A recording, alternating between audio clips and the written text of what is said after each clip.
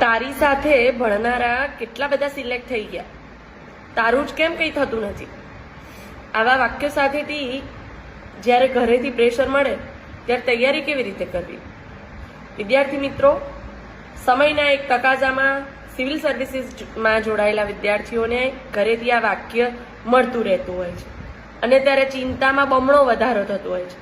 તો મિત્રો, એક વાત સાંભળી લો, ઘર પરિવારમાંથી મળતા આ વાક્યો એ તમારી ચિંતા માટે છે, તમારી ચિંતામાં વધારો કરવા માટે નથી. એટલે પેનિક થવાની કોઈ જરૂર નથી, પ્લાનિંગ કરવાનું છે. આ સમયે ડેલી ફોકસ પર ધ્યાન આપો. તમે જે લક્ષ્ય નિર્ધાર કર્યો છે એ એટલો અઘરો છે કે પહેલા ધડાકે તો તમે પાસ થવાના નથી.